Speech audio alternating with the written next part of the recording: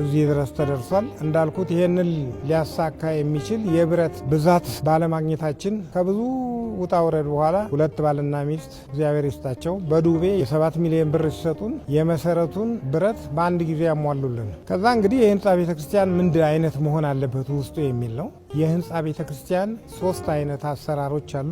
ሶስቱንም እዚህ ህንፃ ውስጥ እናገኛለን። የዋሻ ቤተክርስቲያን እዚህ ያለን፣ መቅደስ አለው፣ የሰዓታት መቆሚያ አለው፣ የክርስትና ቤት አለው፣ ስብከተ ወንጌል አዳራሽ አለው፣ ሙዚየም አለው፣ እቃ ቤት አለው እና የአስከሬን ማቆያ አለው። ይሄ ሁሉ መዋሻ መሰል በምንለው ውስጥ ያለ ነው።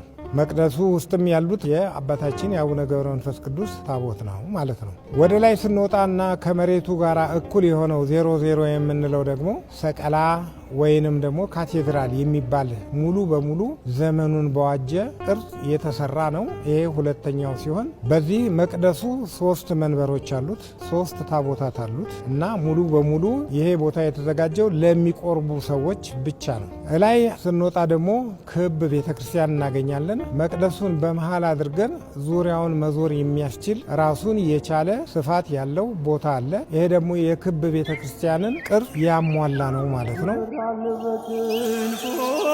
መልጃውን ፈጣን ነው፣ የአምላክ ስም አለበት።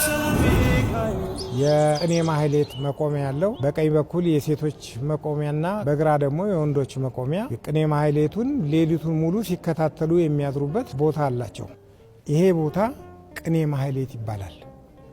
ቅኔ ማህሌት የሚባለው የዜማ አይነት በኢትዮጵያ ኦርቶዶክስ ተዋሕዶ ቤተክርስቲያን የቅዱስ ያሬድ ዜማ የሚከናወንበት ቦታ ነው።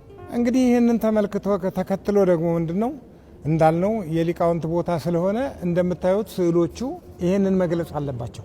ከመቅደሱ በስተጀርባ በክቦ አካባቢ ደግሞ ከአምላኬ ጋር ብቻ ነው መነጋገር የሚፈልገው የሚል ደግሞ እንደዚሁም የጥሞና ቦታ ተሰጥቶት ይህን ሁሉ ባሟላ መልክ ነው። ሌላው ወደዚህ ወደ ሚዛኔ ላይ ሲወጣ በግራና በቀኝ ቅድም እንዳልኩት ሴቶች በስተቀኝ ወንዶች በግራ ይወጣሉ።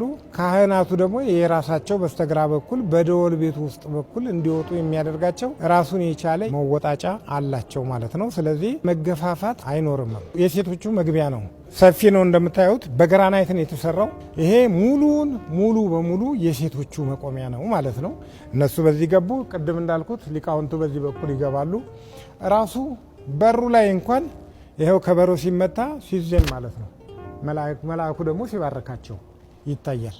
እንደገና ካህናቱ ሌሊት ማህሌት ቆመው በሚያድሩበት ጊዜ የድካም ጉዳይ ቢመጣ ቅኔ ለማሰብ ቢያስፈልጋቸው አንዳንድ የዜማ የዕለቱን ዜማ ማስታወስ ቢያስፈልጋቸው በግራና በቀኝ ደግሞ ራሳቸውን የቻሉ 2 የማረፊያ ቦታዎች አሉ ለአባቶች። ከዚህም ባሻገር ለቱሪስት የሚሆን ስርዓተ ቤተ ክርስቲያንን የማያፋልስ በሁለት ወገን እስከ ጣሪያው ድረስ የሚያስወጣ የራሱ የሆነ መንገድ አለው። ደረጃውን የጠበቀ በእብነ በረድ ያጌጠ ደረጃ ሰፊ አለ። ጉልበታቸው ለደከመ ጣሪያው ወጥተው መጎብኘት ለሚፈልጉ ደግሞ ሊፍት አለው። ይሄ ደግሞ ቤተክርስቲያኑን ራሱን ለየት የሚያደርገው ነው ማለት ነው። ከዚህ ሊፍት በኋላ ደግሞ ላይ በምንወጣበት ጊዜ ራሱን የቻለ ጣሪያው ላይ ምንም ቆርቆሮ የሚባል ነገር የለም። እሱም በእብነ በረድና ግራናይት ያጌጠ ነው። ከላይ ሆኖ ከሄሊኮፕተር የሚሆን ከአይሮፕላን ላይ ሆኖ ለሚያየው ሙሉ መስቀል መሬት ላይ እንደተጋደመ ሆኖ የሚታይ አመልማለ ወርቅ ሚካኤል አመልማለ ወርቅ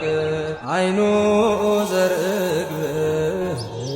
ከኢትዮጵያ ውጭ ያሉ ፈረንጆች ወደ ኢትዮጵያ ሲመጡ ቱሪስቶች ከቱሪዝም ጋር እንዲያያዝ እንፈልጋለን። የምንፈልገው ዝም ብሎ ህንፃውን እንዲያ አይደለም። የኢትዮጵያ ኦርቶዶክስ ተዋሕዶ ቤተክርስቲያን ለየት ማለቷ ታሪካዊ መሆኗን እንዲያውቅ በመጠኑም ቢሆን እንዲረዳ እምነታችን ምን ያህል በሺህ ዘመናት ቢቆጠርም ምን ያህል ትውፊትና ታሪካዊ ሂደት እንዳለን እንዲረዳ ለዛ የሚመች ሁኔታዎች ተፈጥረዋል። እያንዳንዱ ምሰሶ፣ እያንዳንዱ መብራት፣ እያንዳንዱ ስዕል የቤተክርስቲያናችንን ትውፊት የመጽሐፍ ቅዱስን ትረካ በያዘ መልኩ የዘመኑንም የቀደመውንም በኦሪት ዘጸአት ያለውንም ሙሉ በሙሉ የዋጀ ሆኖ እናገኘዋለን። ሌላው 2ቱ ደወል ቤቶች እያንዳንዳቸው ቁመታቸው 33 ሜትር ከ30 ሴንቲሜትር ናቸው። ጌታችን አምላካችን መድኃኒታችን ኢየሱስ ክርስቶስ በዚህ ዓለም በመዋዕለ ሥጋዌው በምድር ላይ የኖረበትን ጊዜ ዕድሜ የሚያስታውሱ ናቸው። ከዚህ በተረፈ ደወል ቤቶቹ ደግሞ ደወሎቹ ገብተው በሚጮሁበት ጊዜ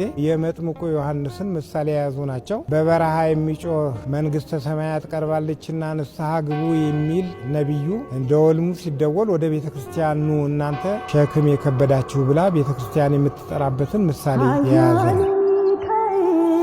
ምድርን ይሸፍናል ደመናትን ገርዶ ጥላ የሆነ አውደ ምሕረቱ ውጭ ደግሞ ማሸብሸቢያ ቦታ አለ። 33 ሜትር በ22 ሜትር 22 ሜትር ደግሞ የዚህ ዓለም ስነ ፍጥረት ቁጥር የሚያሳይ ሲሆን በቅድስቱ ላይ ያሉ 24 አምዶች አሉ፣ 24 መስኮቶች አሉ። እነዚህ ደግሞ 24ቱን ካህናተ ሰማይ የነሱን ምሳሌ የያዘ ነው። በዚህ ህንፃ ቤተክርስቲያን ውስጥ የተለያዩ የስዕል አይነቶች አሉ።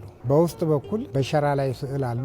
መስኮቱ ላይ መስተዋት ውስጥ የገቡ የመስተዋት ስዕሎች አሉ። ከውጭ በሞዛይክ የተሰሩ ስዕሎች ሲኖሩ እንደዚሁም በውስጥና በውጭ ደግሞ በድንጋይ ላይ የተቀረጹ 3 መስፈርታዊ ቅርጾችን ያዙ እንደዚሁ ስዕሎች አሉን ማለት ነው።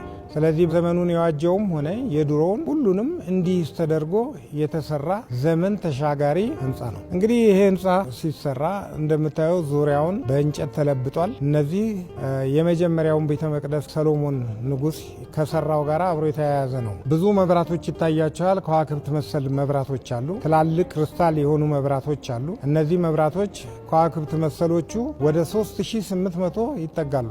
እነዚህ 3800 የሚጠጉ መብራቶች ሙሉ በሙሉ ገብተዋል። ሌላ እንግዲህ ወደ ላይ ስናይ ከዋክብት መሰል መብራቶች አሉ።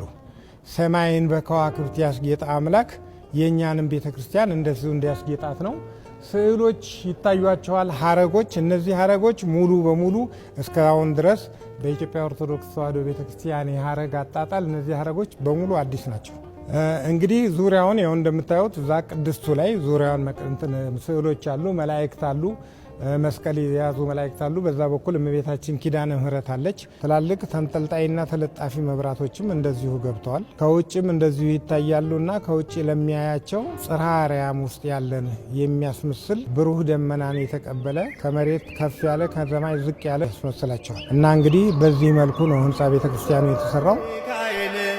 ቅዱስ ሚካኤል ቅዱስ ሚካኤል ነፍሴ ሲጨነቅ ሲዝል ስጋዬ ፈጥነህ ተራዳኝ ዋስተበ። ሌላው በውጭ በኩል ግርግዳው የተለበጠው ነጣ ነጣ ያሉት ከአዲስ አበባ አካባቢ የመጡ ድንጋዮች ናቸው። ከዚሁ ተቆፍረው የወጡ ቀይ ግራናይት ድንጋይ ደግሞ የመጣው ከሐረር ነው። በከፊል ከትግራይም የመጡ አሉ። ከውጭ የመጣ ምንም ነገር የለም። እዚሁ ነው። ሁሉም ሰራተኛውም፣ ዲዛይነሩም፣ እቃውም ሁሉም እዚሁ ኢትዮጵያ ውስጥ ያሉ ናቸው የሰሩት። በእኛ ግምት እስከ 10,000 ሰው ይይዛል ነው። ሁለተኛ መስኮቶቹ እያንዳንዳቸው መስኮቶች የተከፈቱ ናቸው። ጣሪያው 12 ሜትር ስለሆነ ጣሪያው እያንዳንዱ መስኮት ሲከፈት ሙቀትም አይኖርም። ሁለተኛ ለዚህም ተብሎ ደግሞ ዘመኑ ባፈራው የአየር መቆጣጠሪያም እንዲገባለት ተደርጓል። ሌላው እንግዲህ እስካሁን ድረስ ይህ ህንፃ ቤተክርስቲያን ገና ኦዲት ይደረጋል። ግን የ2017 ድረስ እስካሁን ከ240 ሚሊዮን ብር በላይ ነው።